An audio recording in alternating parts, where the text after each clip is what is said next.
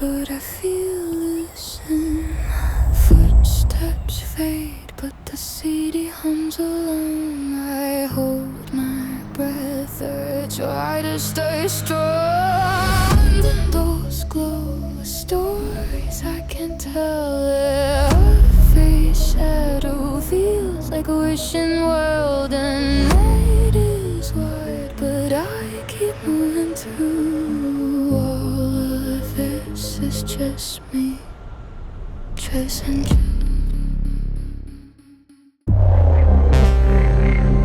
So I don't normally care about new gimbals, but the DJI RS5 has upgrades that made me care about it more than any gimbal in the world. Now, I just bought the RS4 a few months ago, and then a few weeks back, DJI came knocking and said, "Hey, do you want to test out the RS5?" I said I'd be happy to, because the upgrades are actually nice in terms of user experience. So we'll start off this video by covering what's new and what are the differences between the RS4 and RS5, and then a deep dive into the RS Intelligent Tracker, and I'll also teach you some cinematic gimbal moves, and of course, stabilization tests. And at the end of this video, you'll know how DJI perfected the gimbal.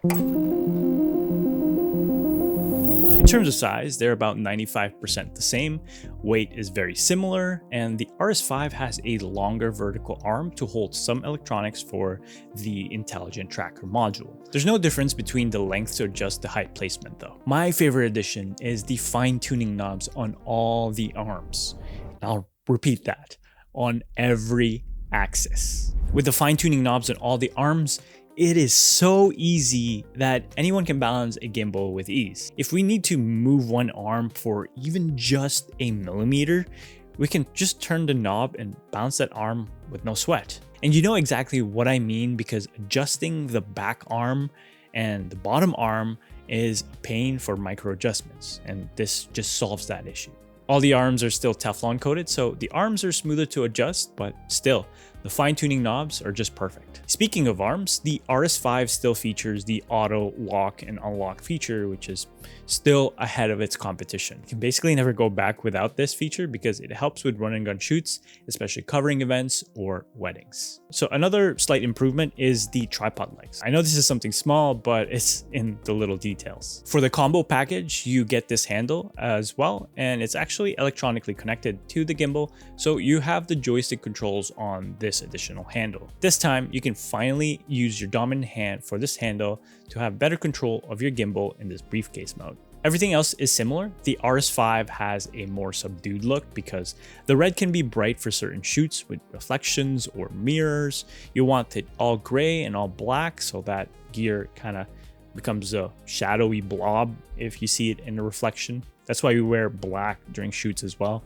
so that we just become shadows. For the battery, it has improved to 14 hours and added fast charging for about 1 hour from 0 to 100%.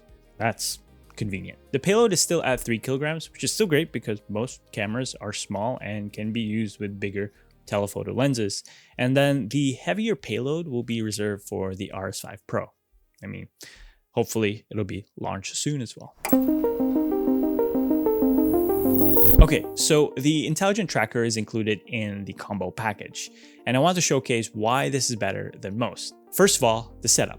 Well, attach the module and you're done. Swipe right and you'll see the screen and it'll detect people and objects. You can also manually select a box and start tracking that object. If by any chance your camera isn't lined up like the tracker module camera, you have the option to do so. You can simply eyeball the center frame and go from there. By default, the framing will keep the subject right in the middle, but you can change this to keep composition the same way as you started the tracker. You can also change the speed depending on what type of shoot you're filming, and as a solo creator, you have hand gestures to help you. open palm for start and stop tracking. There's also 2 indicator lights on the tracker module, both front and back, so you can see in your peripherals if the tracking has stopped midway through a shot. There's another unique addition to the RS5 that we haven't seen in other gimbals, which is the Z-axis indicator. The Z-axis is when your camera moves upwards or downwards, and when you walk, this is usually what's affected. To help with better Z-axis stabilization, you actually use your arms and body to stabilize this. I'll teach you the ninja walk that I've been using since the early gimbal days. Step 1, use your dominant hand for the grip.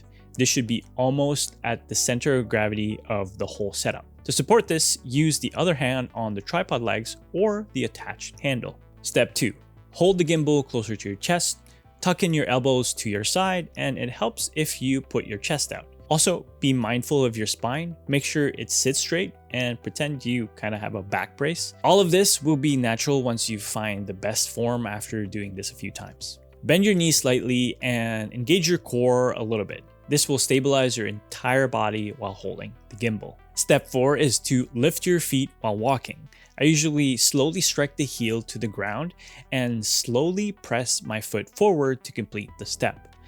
This way, the step vibrations are minimized. If you need to turn and maybe do an orbit shot, you need to do all of these steps and think of your upper body and lower body like a tank.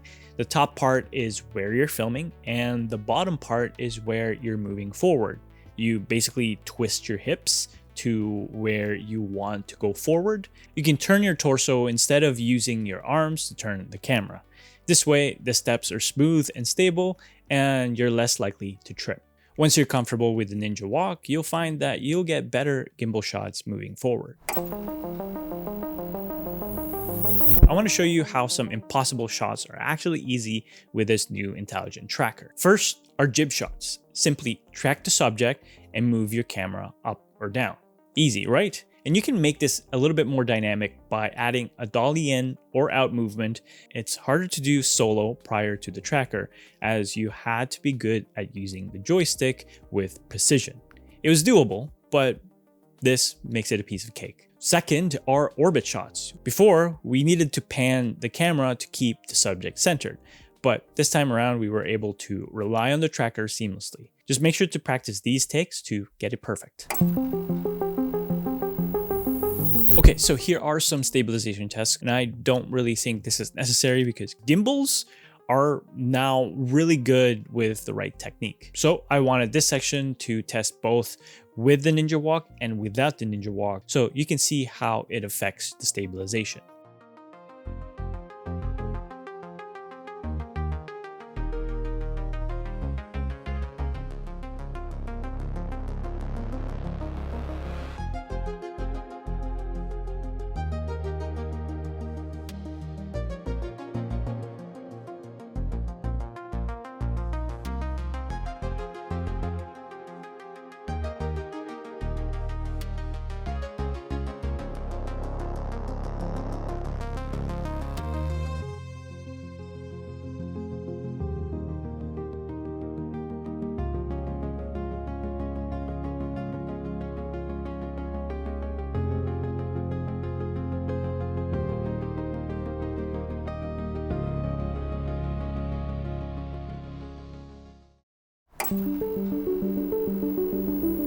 Honestly, I think the DJI RS5 is a gimbal to upgrade to if you have an RS2 or an RS3, and maybe the RS4 as well if you want the creature comforts and have the budget to. And that's everything you need to know about the new DJI RS5. If you have any questions, let me know in the comments down below. And if you like my colors and want your films to look like a movie, everything is on my website. But until then, I will see you in the next video. Peace.